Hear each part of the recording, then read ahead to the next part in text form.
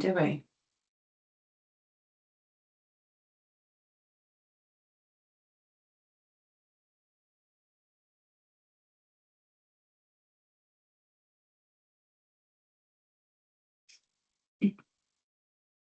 So I changed it to view speaker.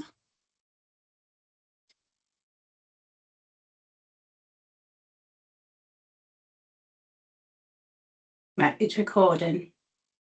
Right. So just to let everybody know, we are just waiting. There's quite a few people joining, so we will be starting in the next couple of minutes.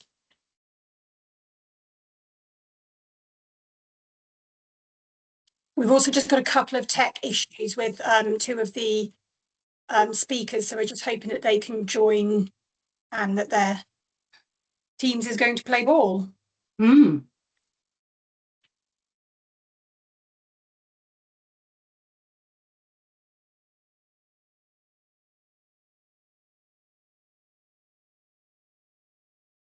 I think I've resolved my issues now, if that helps. Yay! Hi, We can Kirsty. see you, Kirsty. Hello. There's just Mina. And what happened to Steph? I'm here. Can you hear me? It's on a different screen. There's 3, isn't there? 4 now. Yeah.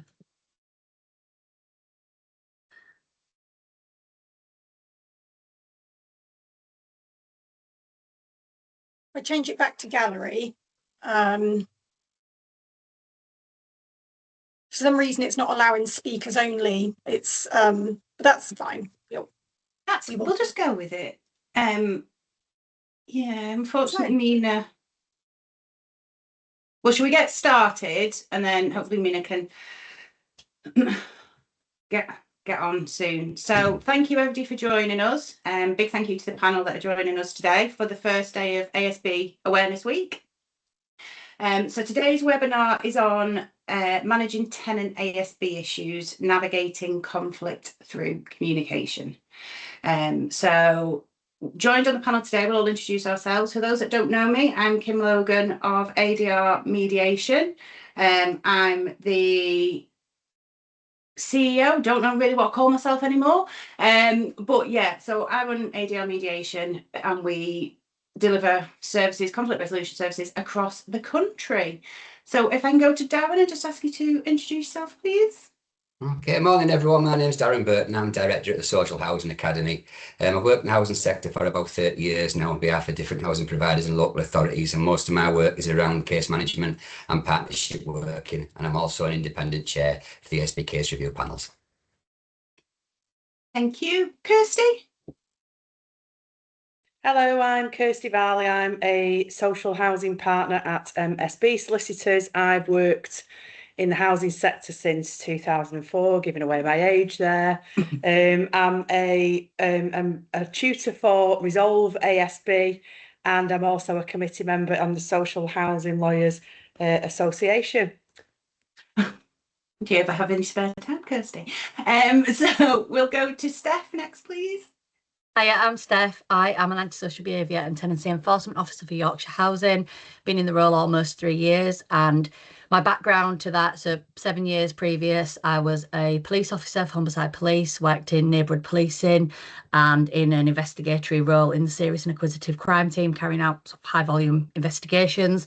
And then prior to that, I was a social worker, working with adults. So I've had quite a lot of experience in working with a lot of people from a lot of different backgrounds. Thank you. Claudia? Hi, so I'm Claudia. I'm currently a tenant at Watmoss Community Homes, and also the founder of the Campaign for Psychological Safety, which is all about housing and safety in housing. Thank you, Claudia. Mina, I think we may have lost her again. No, I can hear you, but you might not be able to hear me. Good morning. My name's Mina Yassin. I'm a neighbourhood inspector based in Greater Manchester Police, and I am the lead responsible officer for Operation Tetbury and for Operation Effect, 2 clear hole bills, where we've done quite a bit in terms of partnership work, including substantial work with housing. Apologies, my Teams does go in and out this morning, so if I can hear you, I'll chip in. If I can't, I might not be here. That's fine. Thank you, Mina. And then last but not least, Pamela, who is also known as Hello. Yes, hello everybody. So I'm Pamela. I work with ADR Mediation. I think the title at the moment is Growth and Strategy Director. I'm not here as a panelist today. I'm here in a support function. If you've got questions, if you want to add to the discussion, please do pop your questions into the Q&A, and I will be then directing those questions to our panelist. We are recording this session today, just to let you know, and this session is going to be published onto our YouTube channel. So if there's any conflict of interest, if you would prefer yourself to not be present on that, we just need to make you mindful that this content will be in the public domain following the session today. But yeah, that's me with my logistics. Thank you. So let's get started. We have well, it's already nearly 10 past 10. We have a lot to talk about, and I know that all of our panelists will have a lot to kind of say and discuss as well. So how it's going to be run is we will ask questions of the panelists, but it's an open conversation for those that are on the panel for us to share our knowledge, insights, experiences with everybody that's joined the webinar today. So without putting you in the spotlight, Steph, I'm going to come to you first. So what communication challenges do you encounter most frequently when you're managing tenant ASB cases? I mean, first of all, anything that you discuss with people to do with ASB is emotionally charged. You know, people, they call up, they want to make a report, for example, say they're a reporter, and it's the worst thing that's happened to them usually that day, sometimes the worst thing that's happened to them in their lives. And when they are initially reporting, it's very emotionally charged. They're coming from a place of emotion rather than a place of logical discussion. So I think the very first thing we need to do is kind of unpick that and unpick exactly what has happened rather than going with the emotional element of that. And we often get conflicting accounts. So we speak to our perpetrators, our reporters, and somewhere in between the two reports, we usually get what has actually happened. They're both coming at it from very different positions. So that can be really challenging, actually unpicking what's happened, because, you know, each party, it's their truth, it's their experience, but they're coming at it from very different angles. And our job as practitioners is to unpick that and find out what has actually happened, what's factual, what has been their perception of it, and then work from there. And quite often goes on from that. We then obviously ask people to submit evidence. That can often be a barrier to communication. People will back off. They obviously then say that they don't want to submit evidence. They're worried of repercussions. They're worried of having to give evidence in court. That can be a huge barrier to further communication. And unrealistic expectations of people. You know, straight away, I want them out. We hear that all the time. I want you to evict them. I want them out. And I think sometimes the minute you kind of say, well, actually, that's not something that we're even considering or something that we can do at this stage, that can immediately provide a barrier to further communication with that person, which can be quite challenging sometimes to break that down, because they can perceive it sometimes as that you're not wanting to do your job. And it's not necessarily the case. Well, it's definitely not the case, but it can come across that way when you're sort of coming up with reasons why we can't take certain action. There's communication barriers as well from people. You know, people come from all walks of life, all different cultures, backgrounds, vulnerabilities, and as a practitioner we have to be able to look at that, take that on board. One of the probably the most challenging pieces of communication I've had to do fairly recently was we had some issues with some access, and when I went and knocked on this person's door, not only was the person not English, but they also had a tracheotomy that didn't work. So we were not able to verbally communicate. We were not able to use language line. The person couldn't write in English. It was a really challenging, and sometimes those things catch you really unawares. And, you know, we work across the entirety of Yorkshire. It's a really broad, diverse area, which, you know, people from all different countries and backgrounds and languages. So we see that quite a bit as well. And sometimes that things get lost in the communication barrier. Lifestyle clashes, what some people consider to be antisocial behaviour, some isn't for other people.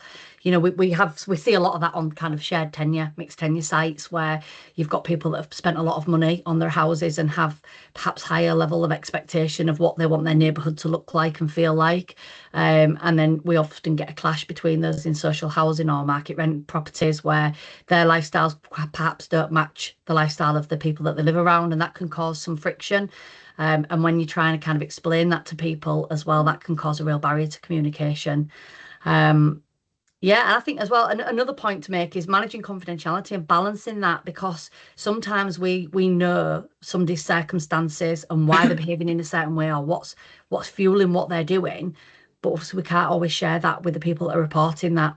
And I think it's a real challenge trying to manage that communication and balance that confidentiality with being as open as we can and as transparent as we can, but also protecting that person's right to their confidentiality. It's a case by case basis, and I think having well developed communication skills in a role such as this, where we can take off and put on different hats in each case and each person that we speak to, is massively important. And obviously it's skills that are developed over time and in different capacities. Thanks, Steph. Anybody wanted to add anything to that? I think I just wanted, if I could, Kim, just pick up on something that Steph said around managing expectations, and I think that is really, really key. And she also touched on, you'll get reporters. Steph will have seen it, obviously, in the number of roles that she's done. I'll say it, everybody on the panel will have seen it. She touched on, right, well, I've told you now, so you run off to court, you do X, Y, Z, without that understanding. And Steph's right, the communication between the person who's reporting, the person that they're reporting to, the understanding of, well, this is the process. Yes, you've told me. Yes, you've made that initial report, but without you then giving me some evidence that I can go to court and base my case on, it just stays as a report and I can't do anything about it. And I think that's really important as well. Yeah. Thank you. Anything else? I just think in terms of managing expectations and the way that you explained it, Steph, is that so important that you're taking that role to actually explain the steps. I think in a lot of cases, the steps aren't explained. So you don't know what the investigation is going to entail. You don't know what types of evidence you're supposed to gather. You usually just get, well, we're going to speak to them. And that's it. And you don't usually get any response. You're chasing to then find out what's happening. So a lot of the time you'll have to go online and check yourself, which I think a lot of people should do. It's really great that they have their own processes on their actual website. So how to report ASB, how to raise a claim or basically a complaint, and then what the stages are, stage 1 and stage 2. But besides that, you don't understand what steps you'll take in the actual investigation.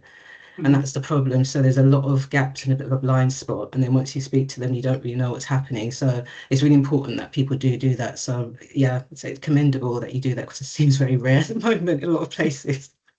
I think it's so important because, like you say, a lot of people don't realise that we actually, as landlords, don't have the power to evict somebody. They think that it's our discretion and our choice, and that we can just tell them, and there's a misperception as well that we can control behaviour, and we often say we can't force them to stop doing it, but we can use our powers and our tools to try and resolve the matter in another way. But ultimately, we can't control what that person does. I'm quite open in communicating to people that we are not an emergency service as well. And people say, well, what if they come round, and what if they start on me? And we obviously give the information that you must call the police. We're not an emergency service. We'll respond to something, but we're not there to solve that initial conflict. You need to use the emergency services for that. And I think people sometimes think that we're there to just fix all, and it's about that open communication at the early intervention. I like to kind of manage those expectations, an early intervention. And I speak to people about proportionality and as well, and how we're constantly assessing the proportionality. And as the situation changes and as the circumstances develop, then we can relook at what we can use and what we can do. But I think that's really key, because we do have it where people think we can just, oh, here we go, we're going to come in, we're going to change your locks, and off you go. And they don't understand that we can't do that. Yeah.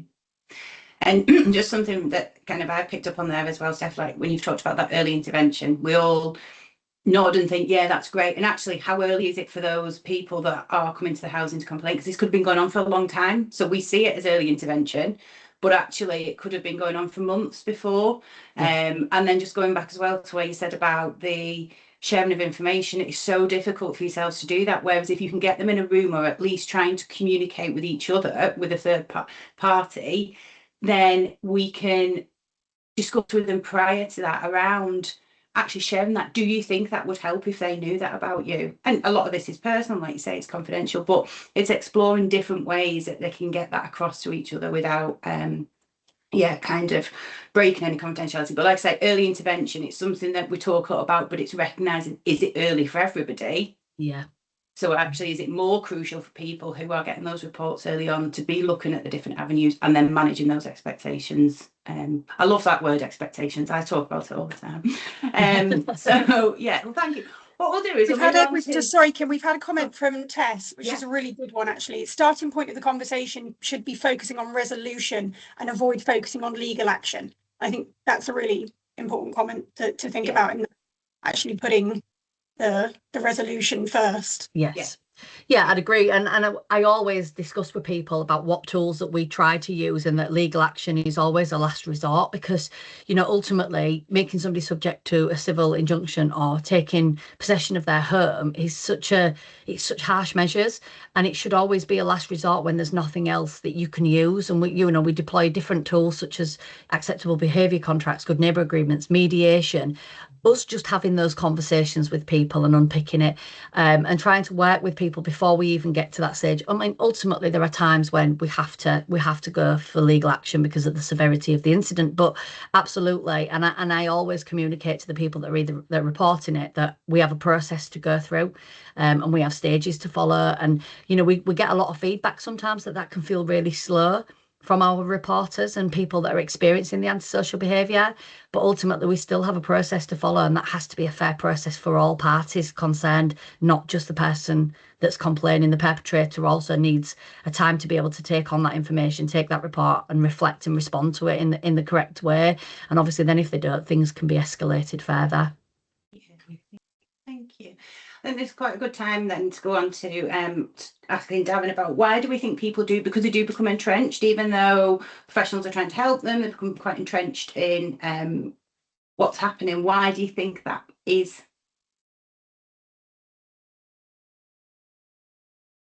You left on mute then, didn't I? Just in time. Just to follow on from the other comments, really, it's very much about expectations and perceptions, but I think equally important, the confidence of the practitioners and their knowledge who are dealing with that. And again, communication runs through everything. I think in terms of, you know, what can and can't be done, and making sure, because if you can't deliver, particularly when there's a victim involved, then, you know, you're doing them a disservice, and it can spiral into all other aspects of the case as well.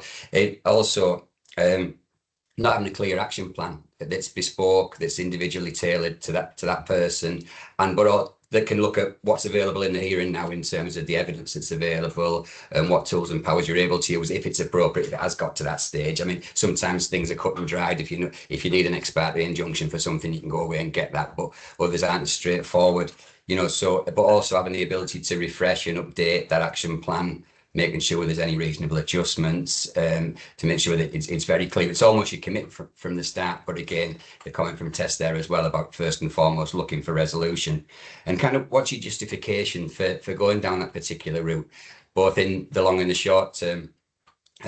One particular example I can think of there, which is something that I'm also uncomfortable about, is going for community protection warnings on both neighbours in a neighbour dispute. Sometimes that I wouldn't be a fan of that personally, and I've seen the impact that has had. Yes, there's been an intervention, and also the wording of those documents as well can tie organisations in knots as well. You might look at that, and I mean, even the conversations I've had with different partner agencies, and they've said it's almost in the hope that particular case will go away. If it's served on both neighbours, things will go quiet and they'll be able to close it. But it doesn't work like that. It can often be, you know, sort of competing against with both neighbours, where they, you know, reporting issues against each other. And sometimes, you know, that wanting to do the right thing and almost trying to over deliver when you can. Examples when a case has taken over someone's life and they're almost stood at the window with incident diary sheets, or they stood in the hallway looking through a doorbell camera. And you might have situations where they'll say, you know, next door neighbour, 9 o'clock on Friday night, had a pizza delivered. Now, I've known in some cases, through wanting to do the right thing, organisations have said, okay, I'll look into that. I'll contact the pizza delivery company. And it's too much in that sense. And it can give, you know, a bad reflection to the victim, because they think there's something you can do about that. And even if you might not like your neighbour, if they're just getting a pizza on a Friday night, it's really nothing to do with anyone. Obviously, I'd put a caveat on that. If the pizza firm was kind of a front for organised crime, that's an entirely different matter.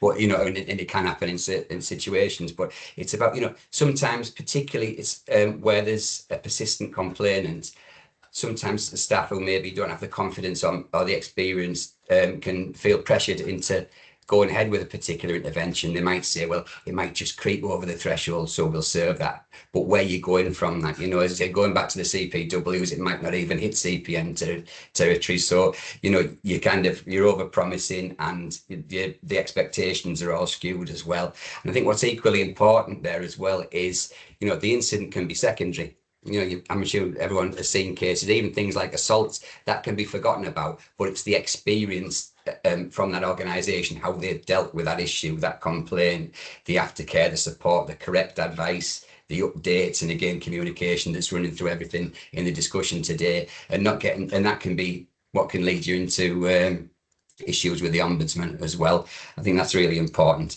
and just really I think, but as well as all that, having the confidence to and the trust to build up to understand that person's backstory, because this can often be secondary because there's so much maybe trauma, tension, pressure, vulnerabilities in their world, and this is almost like a focus to shift away from that. But it takes time, and it's all about the communication and that ability to build trust, to be genuine, to be sincere, and offer the right advice. And I think getting to the bottom of that can take the case in a different direction, rather than thinking, oh, you know, wouldn't possibly serve notice with this. But realistically, as we said, and you know, eviction completely the last resort, and it wouldn't even get anywhere near that. So it's making sure that you get that case right from the start.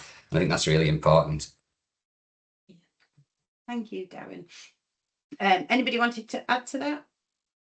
Yeah, I mean, I would definitely say the same as you, Darren. It is really about the management and the experience, and that goes hand in hand with the conversation and the communication, really.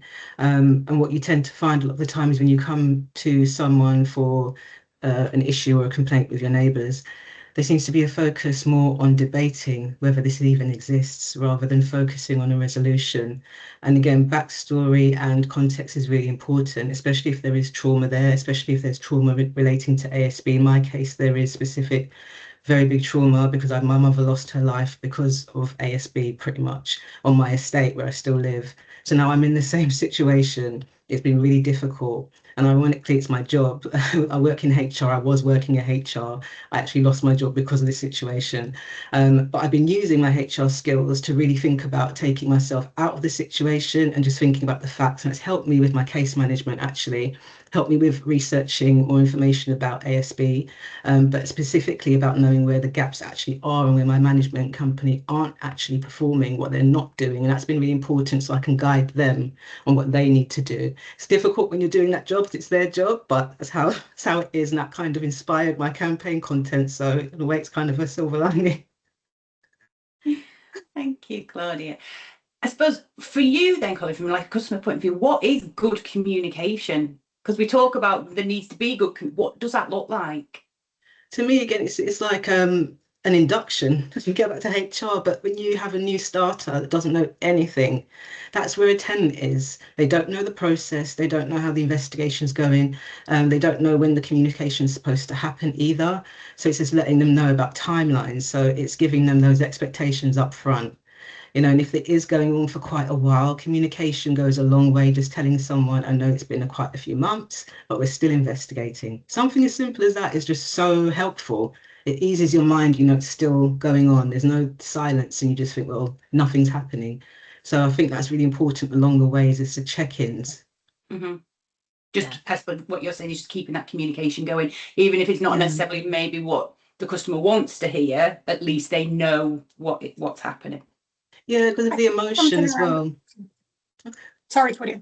No, I was just saying, because of the emotion, it's really important because it is very emotional. It's very high. So just checking in and knowing someone's probably really stressed out, paranoid, and just needs to hear that something is happening, especially if it's been a few months, that just is so helpful. Yeah.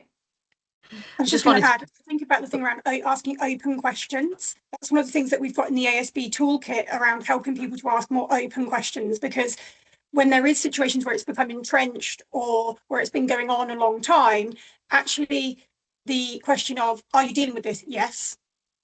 Or how are you feeling? You know, can be quite close. Well, I'm okay, because your default is to go into survival.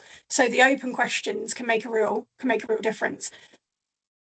I agree. Just even how are you feeling? How is your mental state, especially if you deal with mental health issues? And it's a training as well. It's making sure they're really informed about how they need to communicate with somebody, their vulnerabilities, the assessments that they should probably do before even having a conversation. You know, that sometimes that doesn't happen, or they don't check the data and recheck what that person is dealing with. So sometimes they just forget, or they don't know that you have specific vulnerabilities and they need to deal with you in a specific way. Yeah. Thank you. Darren, did you want to? I was just going to say quickly, I spoke to someone last week who was in the retail industry, and they said something that I thought was quite prominent about how you can deliver excellent customer service without having to say yes all the time. And sometimes I think the very nature of housing and community safety practitioners, they want to do the best they can. They want to make a difference. And sometimes they can overpromise, and that can be the detriment of the very person who they're working with and that customer. So I think that's quite something to think about. Yeah, I was going to touch on as well what Darren had said about it becoming entrenched and it becoming people's lives. We deal with cases where, for example, we have people who send in Ring doorbell footage when they're not even at home, and they've not been directly impacted by what's been going on. And it could be something minor, such as dogs barking, cars up and down, whatever it might be. But they're actually coming home from work or wherever they've been and downloading the footage and sending it in as an antisocial behaviour report. And we have to have those real kind of frank conversations with people that, yes, okay, it's not ideal, but actually, what was the impact on you? Did you hear it firsthand? Because ultimately, if that noise is occurring, but actually we've not got any other complainants and you're just downloading the footage to then report your neighbour, that is not antisocial behaviour that's directly affecting you. And they, you know, we have it where they become so entrenched that the diary sheets are extensive and it becomes all consuming in their life. And sometimes it's about trying to offer them support as well and manage their expectations around what is antisocial behaviour and what we can realistically do, and help them to kind of look outside of the box instead of just focusing entirely, because the more people focus on something, the more hypersensitive they become to an issue. So actually what might have started out as a minor inconvenience and an annoyance, such as dogs barking, becomes all consuming and it takes over that person's life. And I think sometimes we need to acknowledge that, but also try and work with that person and have those open conversations with them about how we move away from that kind of space. Yeah. And something that you've talked about, Claudia, I think everybody's kind of mentioned today as well, it's having that curiosity, isn't it, of the why, understanding the why. Yeah. So as conflict resolution practitioners, that's what we're taught from, I'm going to say, a very early age. When we start training, is understand the why, because actually what they are presenting can be very, very different to actually why they feel like they do. So it's always just having that curiosity of where's this kind of originated from originally, and then using that. We talk about, don't put a sticky plaster on it because that can be ripped off very easily. Let's try and resolve what's led to this. So we've lost Mina, I think. I don't know if she's back. Is she gone? Yeah, unfortunately, she's having tech problems. So I was just going to ask Kirsty, from your point of view, Kirsty, around what role does partnership working play in achieving these positive outcomes, but what are also the biggest challenges in that? Oh, see, I've been banging this drum, Kim, since 2004 when I started in housing. My ideal scenario would be, and it's the way we used to approach the old ASBO, again, and behind my age here. We used to have what was called an ASBO case conference, and we used to invite, this was when I was in house at Salford City Council, every partner agency in the area used to sit around the table. We'd have a discussion about the person and we'd decide whether it was appropriate or not to go for an ASBO. And as much as possible, as much as we could get partner agencies to do, we'd share information. Sharing information is absolutely key. Getting that done, that is the massive barrier. That's the challenge. It's been the challenge. Well, from then, 22 years, it's been an issue. There is a legal function by which information can be shared. It's Section 115 of the Crime and Disorder Act. That came into force in 1998. Nobody ever uses it.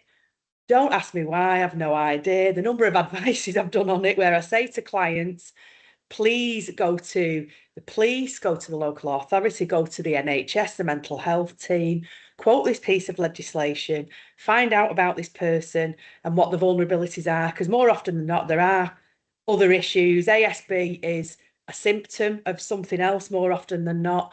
whether it's mental health issues, drug, alcohol, other issues there. We only ever find out about this, sadly, when we're in litigation and defence solicitors ask for psychiatric reports. And by that time, we're already way past the mediation stage. So everybody's got different stresses. The defendant's under stress because they're in court. Witnesses are under stress because they're being relied upon to give evidence. I really wish we could get the partnership working at a much earlier stage. And actually, I'm off to London later. I'm not showing off for the launch of Resolve's ASB Awareness Week. And I was there at Parliament last year, and one of the 4 key asks they had of the government was a national information sharing protocol that all partner agencies, including housing providers, signed up to, so that information could flow freely between them. It's not happened yet. I've got my fingers crossed. I'll find out later on if that's going to be another key ask, and obviously if anybody's interested, I'll feed back. But that will be my big ask. Let's all share information as quickly as we can. Yes. And as we said, even at a mediation stage, and I'm not sure who it was, somebody touched on, would it help you to know what the other person's going through? Well, I think it would. Most people are decent people. Most people have got a sense of empathy. And if somebody's behaving in a way that's annoying you and getting on your nerves, that's one thing.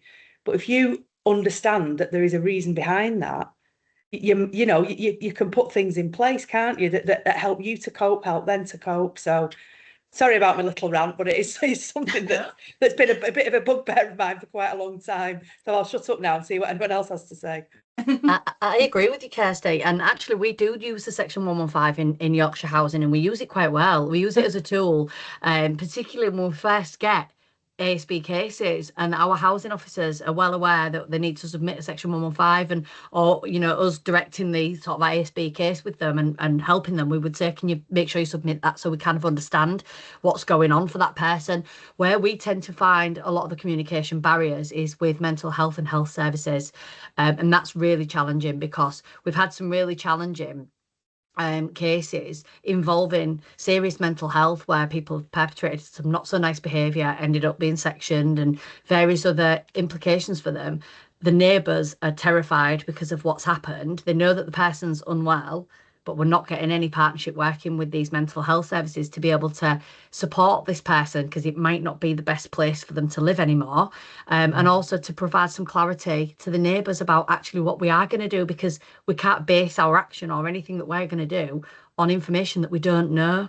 And it's really challenging. I think there is some reluctance to pursue litigation against somebody when they are seriously mentally unwell, but sometimes it has to be done. But without that whole picture and without that partnership working, and we feel that sometimes some mental health professionals kind of gatekeep that information. And whilst we understand confidentiality and that patient's right, at the same time we're trying to manage a case and safeguard people in the community, and also safeguard that person and look after that person's vulnerabilities appropriately. And I feel like we can't always do that, because people will gatekeep information to the nth degree sometimes, which becomes obstructive to what we're trying to achieve and what we're trying to resolve. So for us in our organisation, we talk about partnership working a lot, and it's very area specific. We have some areas of Yorkshire where we've got some really good partnership working ongoing, really good relationships with other agencies. But then in certain parts of Yorkshire, we don't have those links, despite us trying and despite those constant reaching out. It just never seems to get off the ground until it's at crisis point. And like you say, once you're in litigation with the psychiatric assessments, the balloon then goes up and everybody wants a part of it.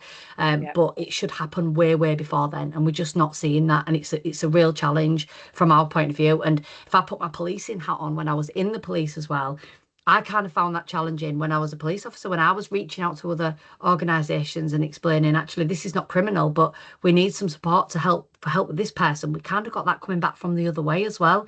So I don't think it's specific to housing, but I think there is a massive national failure in safeguarding and sharing of information, which you'd think after all of these years and all of the failings and all of the investigations that have come from that, lessons would have been learnt, but we're just not there yet. So do you think that this national information sharing agreement that Resolve want everybody to sign up to, that would just take that out of the equation, wouldn't it? Because everybody would then be confident. I think GDPR's got a lot to do with it. And I think obviously, of course, you want to be careful with people's information, but if you're allowed to share it for specific legal reasons, people are still so frightened of doing it, aren't they? And I think that's the thing. I think that's the Yeah. issue. And even like say back with my policing hat on, we used to have it where certain police forces wouldn't share it with another police force because they're not all on a national system, and so information would be lost between. So if people move around the areas, those information and that trail would be lost between the information. Between the movements. So things that perhaps happened over there were then repeated over here, but this you wouldn't know about it because it hadn't been shared, and we see that time and time again. I can feel the passion for it. Darren, what are your thoughts? Definitely. Just to follow on from there as well, and I think what's equally important with the change of the landscape, that partnership is a regulatory requirement now. So it's not just best practice and a willingness, it has to happen. And I think there's some of the points that Steph and Kirsty picked up on there. I think it's a real challenge for organisations to work across multiple local authority areas as well. You know, instead they might have really strong links with senior decision makers, then 2 miles down the road, they're going through a contact centre or a generic email address, and you've got victims on the end of that, so that's not consistent as well. So I think there's something, I know we all do it, about sort of persistently banging the drum for what housing can bring to the table, particularly if you're working, say, somewhere remotely, and you might just have a handful of properties, you know, 100 miles away. You know, you can't be there all the time, but demonstrating what you can do. And even examples where information sharing has been challenging. We've had cases where we've taken, say, a police inspector with us to another local authority area, and they've had that peer-on-peer discussion about what needs to be done. And sometimes it's a matter of just tweaking a few words and putting the little twerks of that particular local authority on there, changing the logo, and then you've got an information sharing agreement. It shouldn't take months and months with that. And I think also, as you touched on there, particularly from a police point of view, it's important for us to know what police and social care and other agencies need from us as housing, not just entirely the other way around. And some people have had their fingers burnt with best intentions in the past, particularly from the police. When I'm thinking about allocations, if someone's been refused a property, information's been disclosed in good faith and they've been hit with a massive fine. I think of certain forces who've had that. And again, people are worried about the job, so it's overcoming that. In contrast, you look at the legislation in Ireland, when by law you can ask the Gardaí for information whether to allocate someone a property, and they can say, you know, there's been criminal issues or whatever, don't offer them. And it's as simple as that. So we're dealing in a different landscape there. But I just think it's really just promoting what housing can do. And we've got so many different aspects of our role and different hats on, and showing, you know, examples, anonymised case studies of best practice that we've done in such and such an area. This case is similar. Why can't we do it in yours and get things moving and get those outcomes for victims? I think that's really important. Yeah. Thanks, Darren. Steph? Yeah, I was just again going back on what Darren was saying. It's such a barrier to communication. Like there are times when we've just wanted to speak to a neighbourhood officer. We've got an emerging problem in a neighbourhood involving more than one person. Trying to speak to the neighbourhood officer, even on the websites for the police, their first names are not there. It's PC whatever second name, so you can't sort of harvest an email address to contact. When I tried to contact, it was actually, I tried to contact West Yorkshire Police neighbourhood policing team, and I was back and forth through their online reporting. And there was an email trail. This lady was saying, oh, no, I need to raise a log. And I was saying, it's not a log. I just need to speak to a neighbourhood officer just so that we can get some awareness of what's going on here, do some joint visits, get a grip of this situation. And I think eventually it took 5 or 6 emails before they agreed to send it through to the neighbourhood policing team, because you can't contact your neighbourhood policing team directly. It's very, very difficult to be able to go directly to them. So I think even those processes are so convoluted that it doesn't make it easy for people to have that, hopeful early intervention and nip things in the bud as soon as we become aware of the problem, because you've got so many hoops to jump through before you can even speak to the person that's in that area. And I suppose what I'm hearing from what you're all saying is, if that's how you're feeling as professionals, imagine how the customers are feeling, having to, we deal with people who are, we've been told to speak to the police because housing said it's policing matter. Now we've been told to speak to, and it's kind of, they feel like they're going back and forwards. I mean, have you got any other thoughts on that, Claudia, from your point of view? Yeah, I'd actually agree 100% with you, and that's part of the problem, is that in my case it's been like that. So I've been told to contact the police, and I've got like 9-10 police reports, and then they speak to the housing management company, and then there's silence, and then you find out from police, actually I need to go back to housing management because it's not a police issue, it's not a criminal issue. So there's lots of confusion. Or you go to your housing management, and I know you have to call the police. So it's just very, sometimes they don't actually know what falls within their remit, because sometimes it is very nuanced. and it can be very complicated. Most ASB cases are, they're never straightforward. So sometimes it is a police issue until they've had a conversation and they realise actually it doesn't meet the threshold. So it's not always the housing management's fault, it's not always the police's fault, it is just sometimes the system and these benchmarks and again the thresholds. That's I think what causes a lot of the stagnation. So I'm trying to figure out if it actually meets the threshold, it's got beyond the threshold, and that takes a while. Yeah, thank you, Claudia. I'm going to go over to Pamela. Hello, because I've seen there's a few comments just gone into the chat, and then I'll come to you, Kirsty. I was just going to say that Rachel just raised about the issue with police being overstretched and understaffed.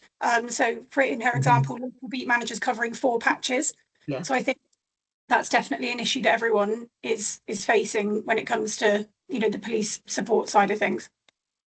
Yeah, definitely. There's no doubt about that's definitely ongoing. I think it would be much simpler if the way to actually report things as a professional to the police would be easier, because it can be directed to the correct place. That's obviously going to then cut down on resources and time if you're not going around various departments before you get to the right person in the end. And sometimes it might just be that you need some advice from your local policing team. It might not be that you need anything more from them, or, you know, it might just be a conversation. I've got X, Y, and Z happening. Can you suggest something? Do you know about this person?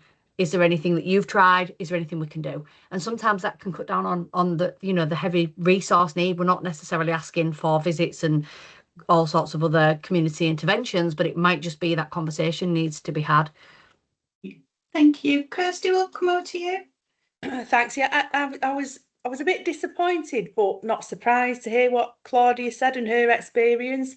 And I think for me, Claudia, what you were describing there sounded very much like a lack of ownership of the problem. And Yes. that can be a huge issue as well, can't it? I know we're deviating slightly from what we were talking about, but if that's your perception as somebody that's reporting antisocial behaviour, we really need to factor that in as well, don't we? 100%. I think again, there's no integrated case management in my case specifically. So it's like 3 or 4 people who are handling this part, and then a couple of months later, it's someone else handling it. So it's just going around to different people. And I think when you're not looking at things as a thread, then there's a problem, or looking at things in silo really. So if each complaint is like a separate complaint until you look at actually that I've been complaining and it's been escalating. And I think that's what's missing as well. Noticing where behaviour has escalated has been quite a big issue in my case, and having to point that out, that these behaviours are now changed. It's no longer inside the house, now they're outside the house and it's spilling out, which is creating more danger for me. So it's just getting them to recognise that this is happening. I'm still at the point where they're establishing the facts, and it's almost 5 years now. So I've had no real movement, and this is just last month. So that can happen. They're still trying to establish the facts because all of them are dipping in and out. And then there's 4 police officers writing 1 report, but only 1 has visited the property. So there's also that issue, and that's to do with staffing. So there's lots of problems where there isn't ownership because there can't be sometimes. Thank you, Claudia. I'll go to Darren and then I'll come over to you, Pamela.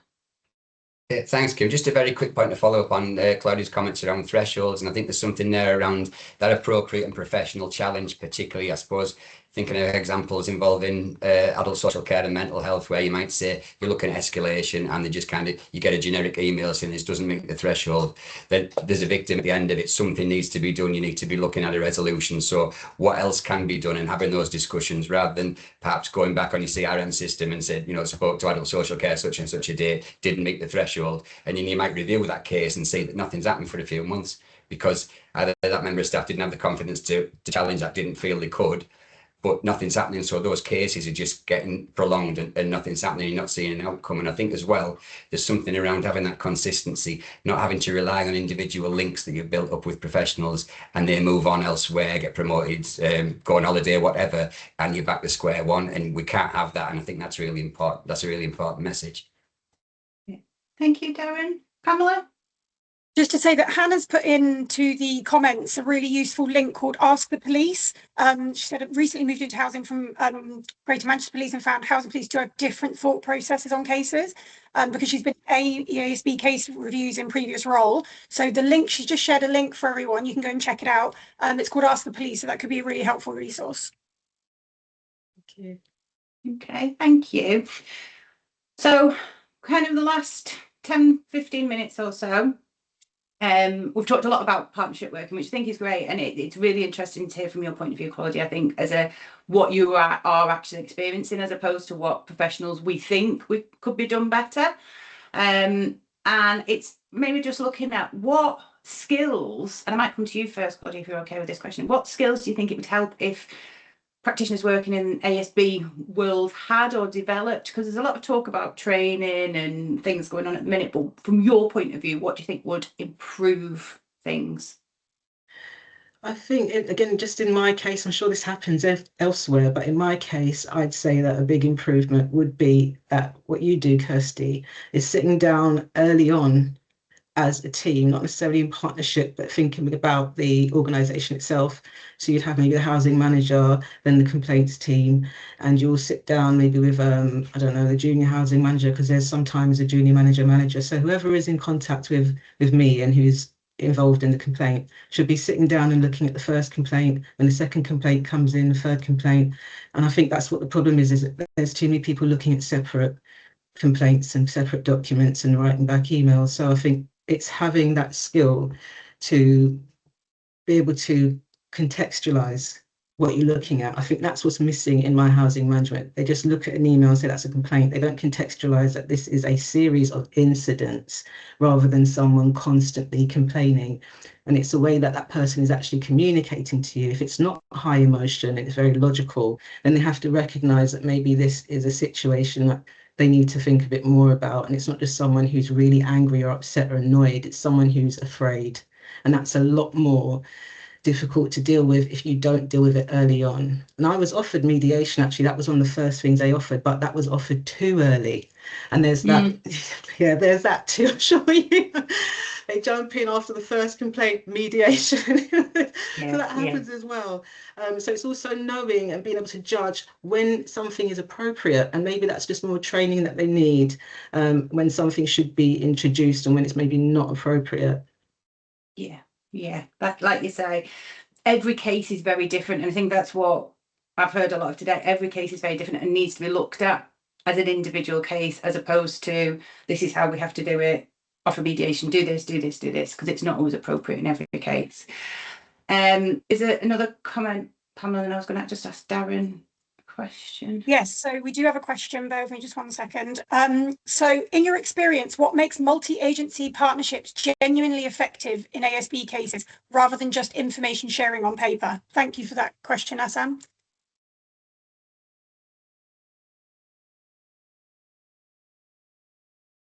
Nobody wants to.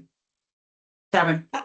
Well, should I come in? I think it's having that genuine rapport, understanding, and building those relationships with the partner agencies as well.